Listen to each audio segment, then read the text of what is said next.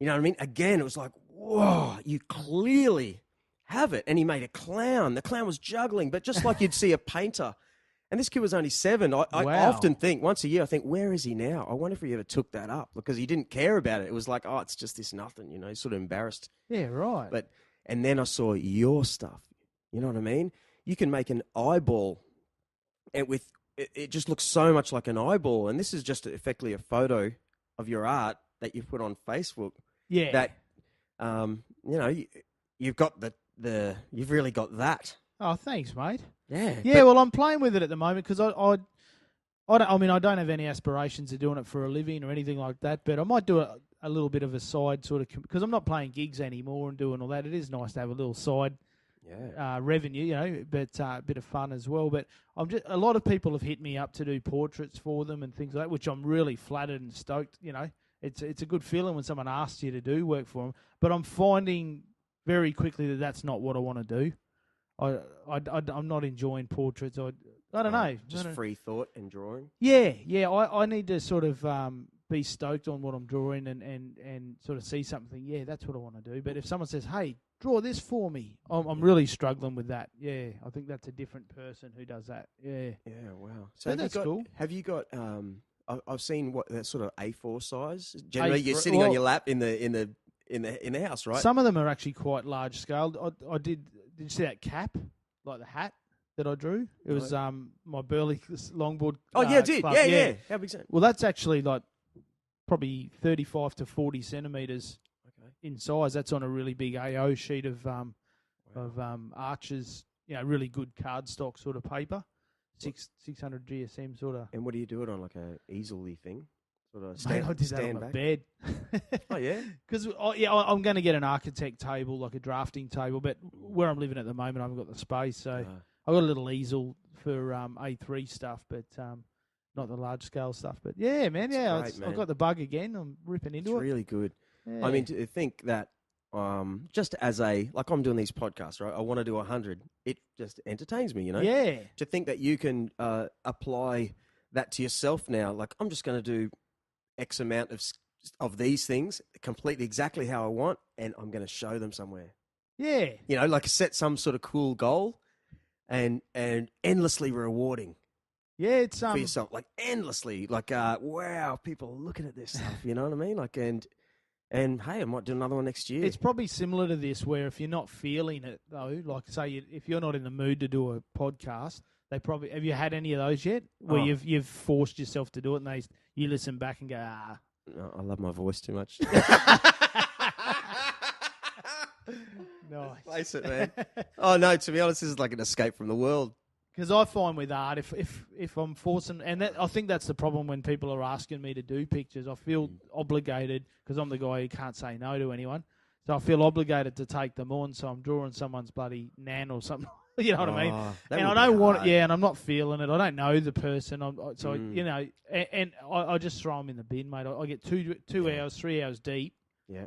And I don't get a lot of chance to draw because I've got 2 kids half the time, and I've got my girlfriend, and so it's only a few times a week I get the opportunity to.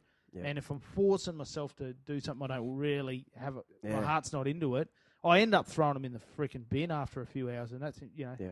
And God, I could have been drawing something that I was actually into. And and I don't know what you do, but when I painted for a few years, and I would often start with something. Yep. I would hate it. I'd try and fix it, and then it would turn into a whole different painting that I loved.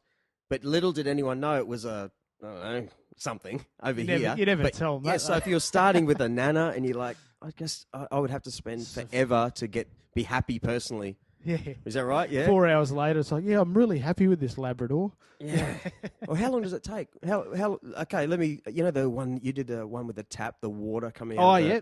Actually, that was pretty quick. That one, about an hour, one like that, because that was white chalk on black paper. I find, like anyone getting into drawing, if you're trying to do realism sort of stuff, I reckon that's the easiest plan of attack is black paper with white chalk. I don't know. It's just really forgiving, and so it doesn't look like that at all. It's kind of like you're working back to front. You're working with the light instead of the shadow. Like when you're drawing with a charcoal or a black pen on white paper, you're focusing on the shadows. You know. So it's the other way around. Wow. I don't know, yeah.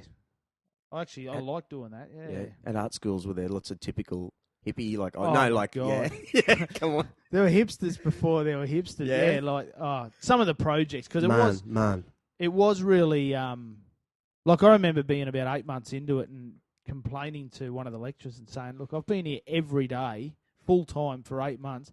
I haven't even learned how to paint a fucking tree. Like we're applying paint but with shovels and brooms and so there's that real let's go against the grain and do it a real arty way. Like one guy handed in a project. He made this pretty much like meter high teapot out of chicken wire with a big thing hanging down like a tea bag with about 1,000 cigarette butts. Wow! And that was his. It was some statement about smoking or something, but that was his 6-month sort of assignment. You know, it's like, what the hell is that? I just want to jump up and down on it. Yeah, yeah. It's a wild world out there, man. Yeah, and to think some of the price tags they get on them, and let's not do. They do. Come on, people love it. There's some funny stuff out there. Yeah. What I like about yours though is it's easily appealing. It's like you drew that. You know what I mean? It's you do this art that looks like it's say a black and white photo of a droplet, super close up with a like a wide angle fisheye lens. Yeah, that's what I saw. And then someone drew it. You know what I mean? You're that kind of artist to me. Well, you do things that looks like crazy photos or sort of, you know what I mean? So that's appealing to a big amount of people, just from people geezing up on it going, wow, what's that all about, you know? Yeah. Really exciting. Thanks, man. I'm stoked to hear that. Cheers. I've got a good mate. I used to work in his band, but he's just a real good mate. I've thrown his link to Caspian. Yeah, Caspian man, Delusa. I've been, well, when it comes to Posca, like board painting surfboards and but he's like, if you go on Posca Australia's Instagram page, it's basically a shrine to Caspian. Yeah, he's the man. He's a fun and guy, he's incredible. Yeah, and he is. Man, he back when I was hanging around him and his band Headlifter, for about 2 years. He lived he still lives in the same place at Manly, and they were real artists. He's one of like 7 kids. Wow. And, yeah, but he's one of the oldest ones. It's just a really, really big character. I'm stoked to have known him.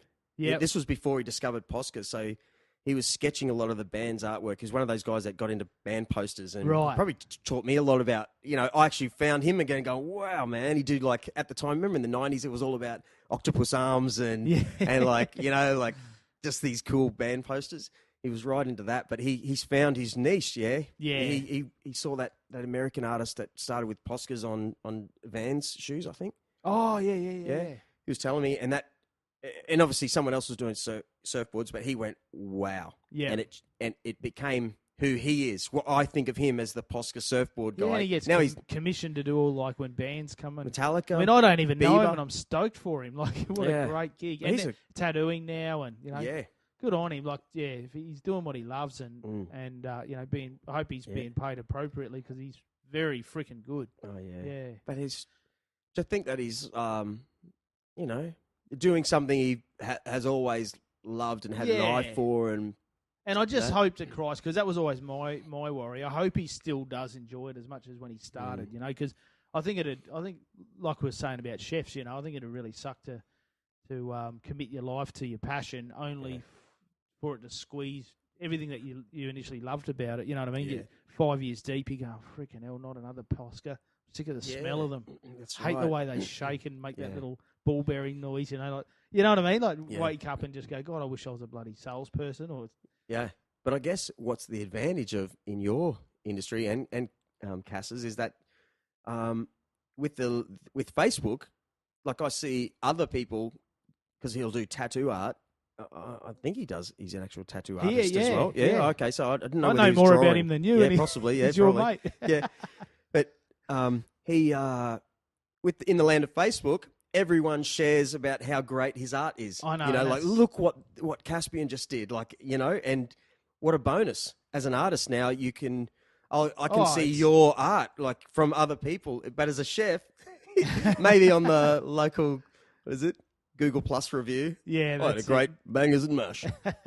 Well, there's a young, I don't know if you've seen her, the young Brisbane girl, CJ Hendry. Well, she just moved to New York, but Instagram, like she's a hyper realism sketch artist. Like, yeah, she and her medium tends to be she's right into the sort of what do they call it, like high retail, Louis Vuitton and Gucci and all that. So she picks these items up.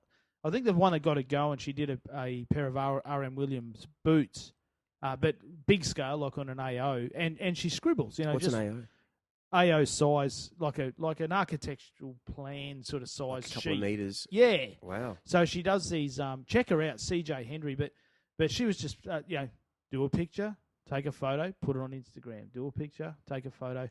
And an art collector in Melbourne said, "How much do you want for those RM Williams, boots?" Oh. She said, "Oh, look, I don't know, 10 grand." Yeah, Excellent. being a bit cheeky. Yep. Mate, she's now selling some of her pictures for 50 grand. She's been picked up by a promotional company called The Cool Hunter, and Magic. they've moved her to New York. She's killing it. Magic. Yeah. Where's she from? Brisbane. Yeah, Brizzy girl, mate. Isn't that great? Yeah, she was a dropout. She was studying architecture or something like that, and You know what now she's set. But you know what my what's the word? You know what my mind is thinking? In this day and age, I could get set up a photo of RM Williams, and with software technology like Photoshop technology, I can make it look Like a sketch. like a sketch. Really, couldn't it? So I'm sure someone could recreate her beautiful vision.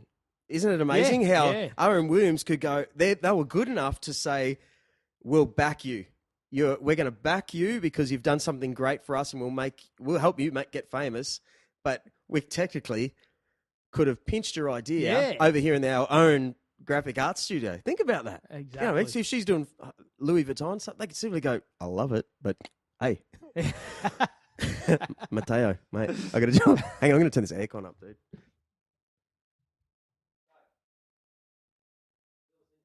Yeah, but it was 100% Instagram, her fame, which is, she's, I don't know if she's the first artist to really use Instagram to gain fame, and I think she's copped a bit of flack from the art world over it too, because a lot of people, not that it's her fault or anything, but there's a lot of Jealousy. artists out there who, and some of them are probably just as good, but they haven't used social media as their platform to do it, because she's got, I don't know, 800,000 followers or something like that now. It's just crazy. Wow. Yeah.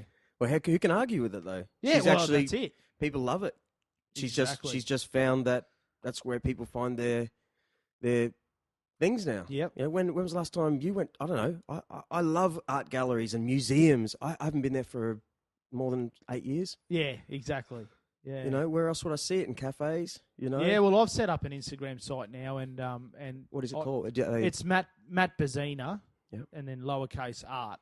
Yeah. Excellent. So and I'm just whenever I finish a picture, I just stick it up on there, and there's a real community of artists. Like, I follow a lot of them, and I'm starting to get a lot of them following me, and it's cool. It's cool. And so if someone was to see your art, I'm not in Instagram, right? So if I was to contact you or any of these artists, what's the process? Do you say, "Hey mate, I just want to buy it"? Can you print it? Can you? Yeah. Well, all of the above. Like some of them, especially oil painters who spend hundreds of hours doing one picture. There's another guy on the coast here, Joel Rea, I think his name is. And he does all seascapes and that, like really big scale. But he'll sell prints.